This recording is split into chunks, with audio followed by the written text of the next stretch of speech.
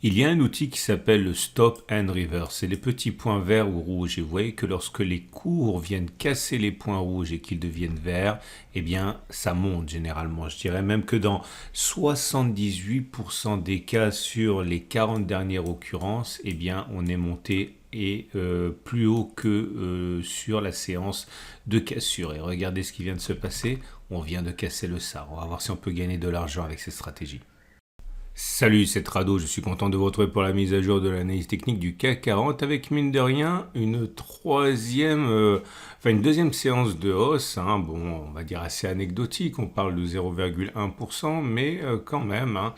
Alors bien sûr, comme d'habitude, le diable se cachant dans les détails, il ne faut pas se leurrer, regardez, ce sont des bougies rouges, c'est-à-dire que l'on clôture plus bas qu'on a ouvert, ou si vous préférez, on a ouvert sur un niveau qui nous amenait à plus 0,95, on termine à 0,14.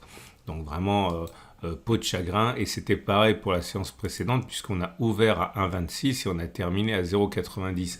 Donc ce sont des séances qui sont définitivement haussières, mais qui sont aussi prétexte à prendre la poudre d'escampette, comme disent les vieux, dont moi, dès qu'on a parcouru un petit peu de terrain à la hausse, hein. Donc attention, hein, la dynamique n'est pas aussi haussière qu'on pourrait le penser. Je vous avouerai quand même que j'envisage, hein, que l'on ait encore un peu de matière pour la hausse avant éventuellement, et c'est le trade que j'ai engagé sur lequel j'ai pas encore pris tous mes profits, hein, une nouvelle baisse, hein. Bon, on va voir. Mais c'est juste pour contextualiser. En tout cas, la bougie Aiki-Nashi est mitigée, on va dire, hein, puisque certes c'est vert, mais avec une mèche haute et une mèche basse, ça veut simplement dire que voilà, ça manque de conviction, mais c'est haussier. Et on a toujours les éléments techniques, hein, qui militent pour la prudence. Alors pas la moyenne mobile à 7 jours, elle est bien la moyenne mobile à 7 jours. Vous voyez, on est au-dessus, elle monte, donc la tendance immédiate est bien, elle est haussière. La moyenne mobile à 20 jours donnée par la moyenne mobile à 20 jours, là, donc elle a été touchée. Je vous avais expliqué déjà à moult reprises, hein, que c'est une trajectoire très classique, hein, lorsqu'on sort des bandes de Bollinger, qu'on réintègre les bandes de Bollinger, on va chercher la M7, et si la M7 est conquise, on va chercher la M20. On en avait parlé, je ne vais pas le répéter maintenant, mais c'est pas inattendu, on va dire. La moyenne mobile à 50 jours, ça c'est intéressant. Je vous ai expliqué qu'on avait eu un croisement baissier M20 M50. Je l'ai testé déjà il y a quelques mois, je pourrais le retester aujourd'hui, mais j'ai essayé de tester autre chose, mais on sait que c'est jamais un bon signal. Donc ça veut dire que bon, voilà, c'est compatible avec éventuellement une continuation de la hausse, mais tant qu'on est sous le coup de ce croisement M20 M50, c'est dangereux pour les haussiers. Et j'attire votre attention aujourd'hui sur le SAR. Alors, le SAR, que peut-on faire avec ça? Comme vous pouvez le voir, vous savez que le SAR, je l'utilise, mais j'utilise très souvent en fait comme le 3-line break, hein, j'utilise comme un filtre. Et je vais vous expliquer ce qu'il en est. Vous voyez, le SAR, c'est les petits points rouges ici. Quand le SAR est rouge et qu'il est au-dessus des cours, on dit qu'il est baissier. Et quand il est vert et qu'il est en dessous des cours, on dit qu'il est haussier. Et on sait que lorsqu'il est touché par les cours, eh bien, il change de couleur, il devient baissier quand il était haussier ou haussier quand il devient baissier. Et là, vous voyez les petits points rouges, ils se sont mués en points verts ici. Donc, c'est haussier. Et même si j'ai testé ça il y a quelques temps, on va revenir sur ça parce que ça a son rôle à jouer dans le scénario que j'envisage pour la suite. En tout cas, voilà. On va regarder ce qu'il se passe et si on peut gagner de l'argent avec un achat, lorsque le SAR est cassé à la hausse. Ça s'est passé par exemple ici, encore ici. Donc voilà. On va regarder si il est plausible que l'on clôture plus haut que la bougie de cassure du SAR, et 2, si on peut parcourir une distance au moins égale au stop de protection. Je vais prendre un exemple qui est facile, après on reviendra sur le doigt. Ça c'est magnifique. Vous aviez un SAR qui était rouge, baissier, il a été cassé sur cette bougie. Et vous voyez, j'ai mis 2 pouces verts. 2 pouces verts parce que d'une part, on a clôturé plus haut que la clôture de la journée de cassure. On allait même beaucoup plus haut. Et j'ai mis un deuxième pouce vert parce que si on prend la différence entre le point d'entrée, en imaginant que l'on prenne le point à l'achat, par exemple, 3 minutes avant la clôture des marchés, hein, et qu'on met un stop de protection sous les plus bas du cycle baissier du SAR. Ici, on est à moins 3,56 et vous voyez qu'on a fait au moins, bon, on a fait même beaucoup plus, on a fait 11-12%, ok, mais au moins une fois la même distance vers le haut. Donc c'est pour ça qu'il y a 2 pouces verts. Et là, vous avez la même chose puisque vous avez ici le stop de protection, il était au plus bas du cycle baissier du SAR, moins 1,96, vous voyez qu'on a fait 3,08 au moins. Donc on est allé plus haut et on est allé faire au moins la même distance au stop de protection. Là, vous avez un double échec. Parce que le signal a été donné sur cette bougie, il ne fallait pas descendre plus bas que moins 1,88.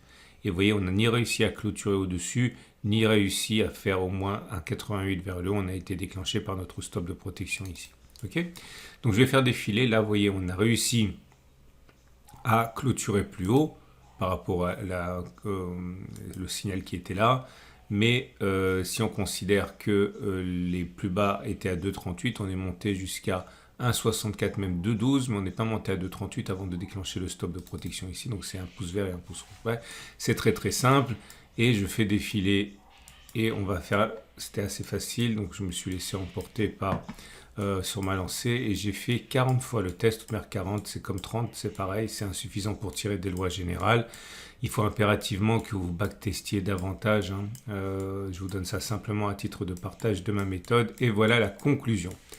Est-il légitime de penser que l'on va monter et que l'on va clôturer au-dessus des plus de la clôture du jour? Donc on est mardi. Oui, absolument. C'est ce qui s'est passé dans 78% des cas. Donc dans 78% des cas, dans les 40 dernières occurrences, on peut envisager que l'on clôture au-dessus de la clôture du jour qui était à 7093. Bref. On pourrait tout à fait avoir ça et c'est ça qui m'intéresse, ok? Et est-ce qu'il est plausible et envisageable de viser au moins la même distance au stop de protection, c'est-à-dire moins 4,12 mais vers le haut?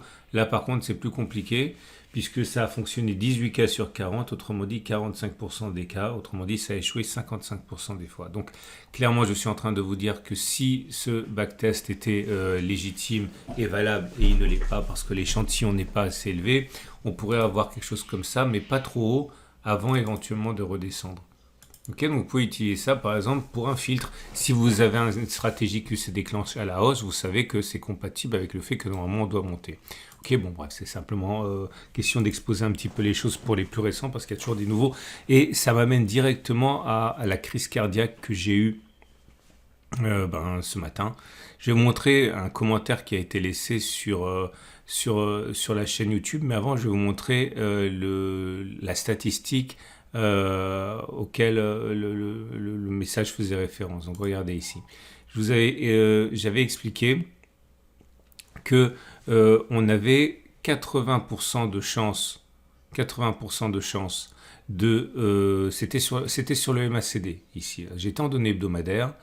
Et j'avais pris, c'était la vidéo de samedi ou dimanche, si c'est ma mémoire bonne, j'avais regardé le MACD et j'avais expliqué qu'au regard du MACD, qui avait cassé son signal à la baisse ici, donc là, ok, on avait 86% de chances de clôturer plus bas, ok. Et ceci avant que d'aller déclencher le stop de protection qui était le plus haut. Okay, vous regardez la vidéo du week-end. Et c'est devenu, dans la tête de certains, la chose suivante. N'avait-on pas 86% de chances de baisse? Et là, c'était la fin. Je me suis effondré en larmes sur mon bureau. Qu'est-ce que je peux faire de plus pour vous inciter à la prudence? Non. C'est des statistiques. 86% de chances que ça baisse, ça ne veut pas dire que ça baisse tout le temps. Ça veut dire que 14 fois sur 100, ça ne baissera pas.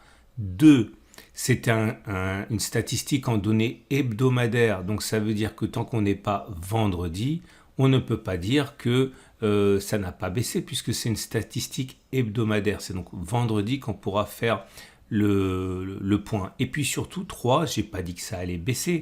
J'ai dit, et c'est super important si vous débutez, j'ai dit qu'il y avait 86% de chances sur le nombre limité d'occurrences que j'ai analysé, que l'on baisse plutôt que l'on aille chercher les plus hauts récents qui sont à plus 6%. Autrement dit, on pourrait totalement avoir ça et une baisse derrière. On pourrait totalement avoir une hausse par rapport à ce que j'ai dit de 5%. Je n'ai pas testé le fait que qu'on allait baisser tout de suite. J'aurais pu le faire, mais ce n'est absolument pas ce que j'ai testé. Donc, s'il vous plaît, faites attention. Mon travail n'est pas destiné à vous faire trader. Ok, mon travail est destiné à vous donner une méthode. Je ne veux pas vous donner une stratégie. Je vous en donne une tous les jours. À vous de prendre celle qui vous intéresse et de l'approfondir pour en faire une stratégie qui vous est personnelle. Mais moi, je ne fais que du pédagogique. Ok, il y a des gens qui font très bien des signaux. C'est pas mon cas. Je fais de la pédagogie. Je vous enseigne à devenir autonome. Je vous apprends à devenir autonome. Comprenez ce que je backtest, parce que si vous ne comprenez pas, vous allez également faire des boulettes incommensurables lorsque vous allez commencer votre carrière de trader. Donc c'est tout faux, ce n'est absolument pas ce que je dis. Donc je suis désolé, peut-être que je suis un petit peu véhément là, et je suis désolé pour l'abonné qui a écrit ça. Non, je n'ai pas dit que ça allait baisser, qu'il y avait 86% de chances de baisse. Il faut vraiment que vous fassiez attention. Les statistiques sont des choses qui sont simples et complexes à la fois à comprendre.